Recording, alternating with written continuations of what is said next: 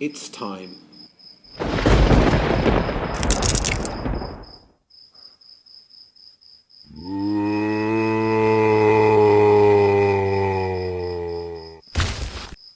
Hey, Scott, where in the world are we? Where do you think we are, Sam? In a graveyard. I am Professor Sage. If you follow me, I can answer some of the mysteries of your existence. As you can see, you're not how you used to be.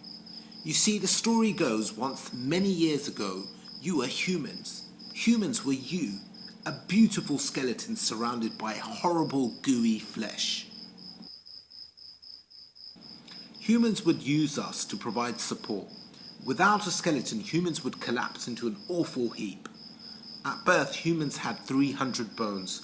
As they grew older, that became 206. How did that happen? Well, the small bones joined together to make bigger ones. The skeletal system is the core, like the spine of a book that keeps the pages together. Your teeth are considered part of the skeletal system, though they're not bones. Teeth are made of enamel and dentin. Enamel is the strongest substance in your body. All this brought me further confusion. So, you want to know more? Follow me into my lair. Yeah, let's just follow the dude.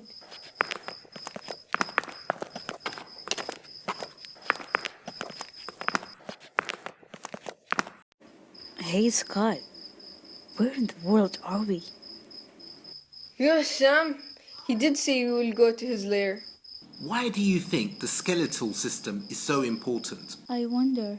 I never thought that my existence meant something. Ah, you did have significant value and you still do, my young Skelly. Your skeleton used to protect the internal organs for humans. The brains, the eyes, the heart, the lungs and the spinal cord were all protected by your skeleton. For example, the cranium, it used to protect the brain and the eyes. The ribs used to protect the heart and the lungs. And then the vertebra used to protect the spine. I'll show you now the full body parts of a skeleton. Are you ready? Okay, starting from the top. That's your head, known as the skull, which is also known scientifically as a cranium. It used to protect the brain and the eyes. The skull is connected with the body using a cervical vertebra. Then we have the clavicle, which is known as the collarbone. They are the only two bones that sit horizontally in the system, one on the left and one on the right. It serves as a rigid support from which the scapula and the free limbs suspended, an arrangement that keeps the upper limb away from the thorax so that the arm has maximum range of movement. Acting as a flexible, crane-like strut almost, it allows the scapula to move freely on the thoracic wall. Moving on to the arms, it starts with one long bone called humerus, the long arm bone which runs from the shoulders to the elbow. Then there are two separate bones that make out the rest of the arm. One is ulna, the thinner and longer of the two bones in the human forearm, on the side opposite to the thumb.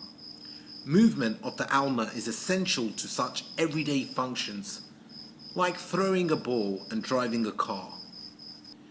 Then we have the radius, which runs parallel to the ulna. One of the most important functions of the radius is anchoring the muscles of the upper arm and the forearm. The sternum is the breastbone, the one that looks like a tie. It's located between the two sets of ribs. The primary function of it is to protect the heart, lungs, and protect the blood vessels from physical damage. The ribs are long curved bones that form the rib cage. It enables the lungs to expand. They serve to protect the lungs, heart, and other internal organs. The sacrum is a large, triangular bone at the base of the spine. The main function of the sacrum is to connect the spine to the hip bones. The legs are somewhat similar to the arms. It starts with the femur, that is the thigh bone, and it is the longest bone in the body, and it's capable of walking or jumping with. This bone is also one of the strongest bones in the human skeleton. It functions in supporting the weight of the body and allowing motion of the lower extremity. The tibia, also known as the shin bone, is the larger and stronger of the two bones in the leg below the knee. Like the femur, the tibia bears much of the body's weight and plays an essential role in movement. The fibula is the long, thin and lateral bone of the lower leg. It runs parallel to the tibia, and it plays a significant role in stabilizing the ankle and supporting the muscles of the lower leg. The patella is the kneecap. It's a small bone located in the front of your knee joint, where the thigh bone, which is the femur, and the shin bone, which is the tibia, meet.